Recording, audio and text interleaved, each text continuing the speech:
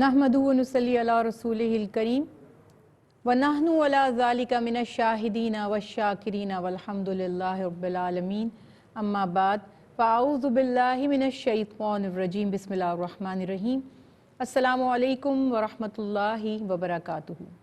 नाज़रीन, बेशुमार अखलाकी औसाफ़ हैं, वस्फ़ हैं, किरदार की बहुत सारी ऐसी खूबियाँ हैं जो अगर आहिस्ता आहिस्ता इंसान अपनाता चला जाए तो दुनिया और आखिरत में उसे वो मर्तबा, वो मकाम हासिल हो सकता है जिसकी ख्वाहिश हर इंसान करता है, और ख़ुसूसन मुसलमान, और जो इंसान की ज़िंदगी का मकसद है। यानी हम बहैसियत मुसलमान चाहते ये हैं कि हमारी दुनिया भी अच्छी हो और हमारी आखिरत भी अच्छी हो। तो दुनिया और आखिरत की कामयाबी अगर हमें पानी है तो हम सबको अपना जायज़ा लेना होगा, और जो अखलाकी खूबियाँ, जो औसाफ, जो करैक्टरिस्टिक्स हमें बहैसियत मुसलमान अपनाने चाहिए, जिनका हुक्म अल्लाह ताला ने कुरान पाक में दिया और जिनकी ताकीद नबी करीम सल्लल्लाहु अलैहि वसल्लम की हदीस मुबारका से हमें मिली, यकीनन जब हम अपने अंदर वो सिफ़ात पैदा करते चले जाएंगे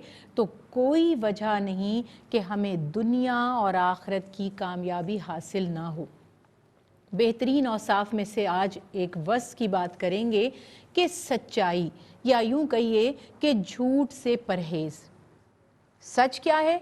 जो बात जैसे हो, यानी हकीकत को एज इट इज़ बयान करना, जो वाकई बात है वो सच है, और वाक़े को उसके ख़िलाफ़ बयान करना जो हुआ है वो झूठ है।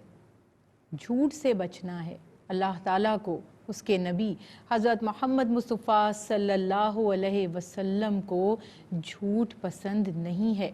हम भी नहीं झूठ पसंद करते, लेकिन ये कि जब कोई हमसे बोल रहा हो तब पसंद नहीं करते।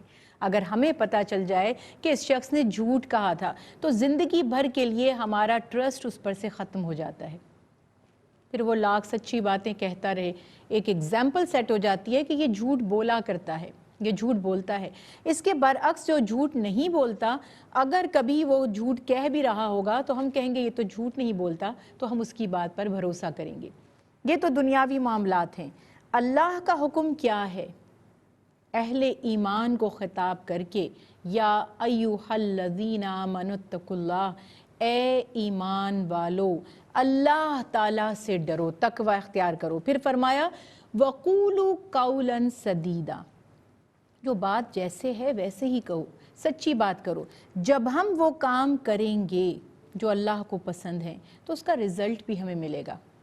जब हम सच्चाई का रवैया अख्तियार करेंगे, हक बात कहने के आदी होंगे, तो हमें उसका दुनिया में फ़ायदा क्या होगा? अल्लाह ताला इरशाद फरमाता है युस्ली लकुम आमालकुम, तुम्हारे आमाल सवर जाएंगे, तुम्हारे आमाल में इखलास पैदा होगा, तुम्हें नेकी की रग़बत होगी, तुम्हारे मामलात दुरुस्त हो जाएंगे, दुनियावी आसानियाँ पैदा हो जाएंगी। और फिर ये भी फरमाया कि वयग़फ़िर लकुम ज़ुनूबकुम, काम दुरुस्त होने लगेंगे और गुनाह बख्शे जाने लगेंगे। अल्लाह इरशाद फरमाता है जब तुमने बात की सच्चाई को अपना लिया, जब तुमने कौले सदीद यानी सीधी बात करनी शुरू कर दी, तो अल्लाह ताला तुम्हारे कामों को आसान फरमा देगा, तुम्हारे मामलात को दुरुस्त कर देगा।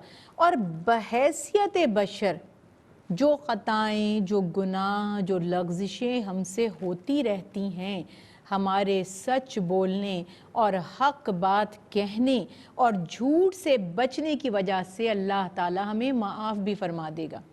मैं एक बात यहाँ पर पेश करना चाहती हूँ, एक गुजारिश कहना चाहती हूँ, गुजारिश करना चाहती हूँ, और वो ये है कि देखिए बहुत से मामलात में हम आप आपस में रोज़मर्रा के मामलात में देखते हैं कि लोग झूठ का सहारा लेते हैं, झूठ बोलते हैं ताकि दूसरे की नाराज़गी से बच सकें, झूठ बोलते हैं ताकि कोई फ़ायदा हासिल हो जाए, झूठ बोलते हैं ताकि किसी पकड़ में ना आए, कोई सज़ा ना हो या किसी नुकसान से बच सकें। अगर दुनिया में झूठ का सहारा लेकर वक्ती तौर पर हमने कोई मफाद पा भी लिया, कोई फ़ायदा हासिल कर भी लिया, तो एक तो ये कि ये फ़ायदा देर पा नहीं होगा, दूसरी बात ये कि आखिरत में तो कुछ भी हासिल नहीं होगा। इसलिए हमें हक बात ही कहनी है। कभी कभी तो हम बेमकसद झूठ बोल देते हैं। اب کوئی آ رہا ہے، راستے میں ہے، آپ نے میٹنگ کا ٹائم دیا تھا، ملاقات کا ٹائم دیا تھا، آپ نے اس سے پوچھا کہ کب پہنچ رہے ہو، بس میں پہنچنے ہی والا ہوں، جبکہ ابھی وہ اپنے گھر سے نکلا بھی نہیں ہے۔ آپ جتنے بجے پہنچیں گے تو دوسرے کو پتہ تو چل ہی جائے گا۔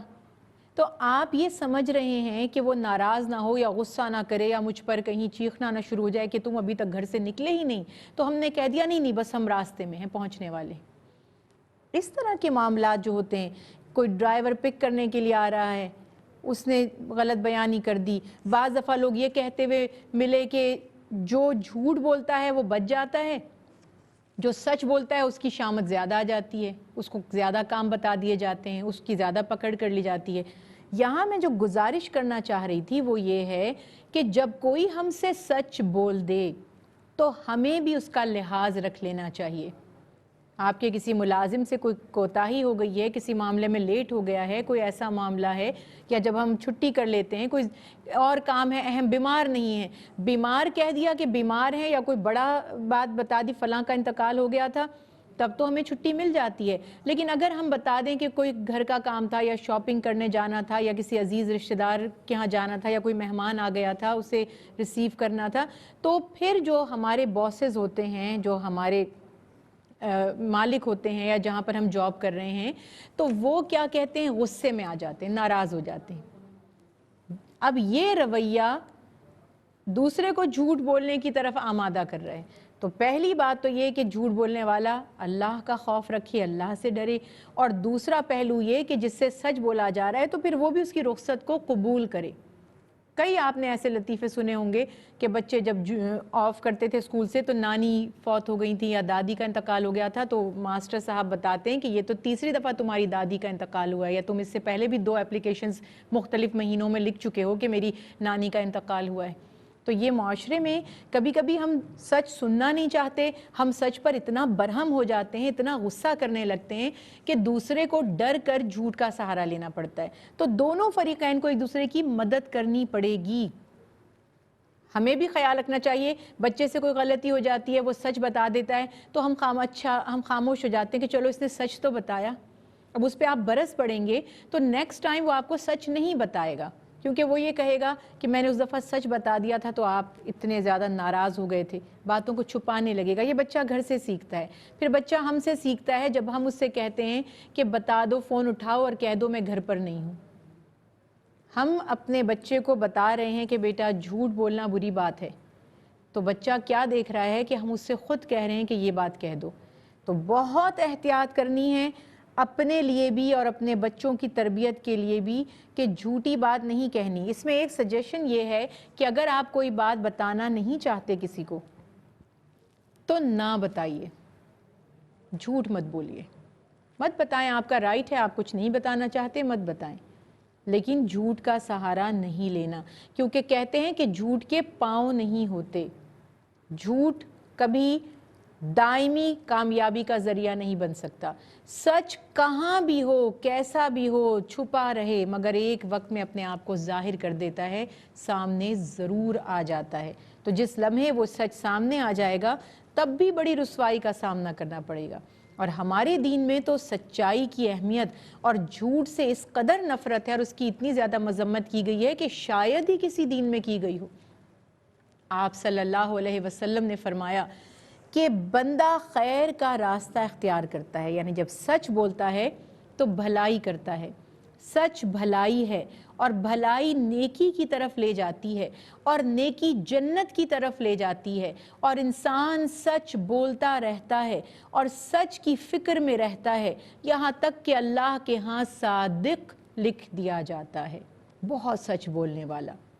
اور جھوٹ گمراہی کی طرف لے جاتا ہے، گناہ ہے، گمراہی کی طرف لے جاتا ہے، اور گمراہی دوزخ میں لے جانے والی ہوتی ہے۔ اور انسان جھوٹ بولتا رہتا ہے اور جھوٹ کی فکر میں رہتا ہے، یعنی تدبیریں کرتا رہتا ہے، حالانکہ حتیٰ کہ اللہ کے ہاں کذاب لکھ دیا جاتا ہے۔ منافق کی نشانیوں میں سے بھی آپ صلی اللہ علیہ وسلم نے فرمایا کہ جب وہ بات کرتا ہے تو جھوٹی بات کرتا ہے۔ اور ایک حدیث مبارکہ میں نبی کریم صلی اللہ علیہ وسلم نے فرمایا اگر تم چاہتے ہو کہ تمہیں اللہ کی اور میری محبت حاصل ہو جائے تو سچی بات کرو۔ یعنی سچ بولو، جھوٹ سے اجتناب کرو، جھوٹ سے بچتے رہو۔ ہمارے بزرگ کہا کرتے تھے کہ ایک جھوٹ کو چھپانے کے لیے 100 جھوٹ بولنے پڑتے ہیں، یعنی یہ ایک ایسی دلدل ہے کہ جب ایک دفعہ آپ اس میں گر جائیں تو پھر نکلنا مشکل ہو جاتا ہے، جتنے ہاتھ پاؤں مارتے ہیں اتنے ہی اندر دھستے چلے جاتے ہیں۔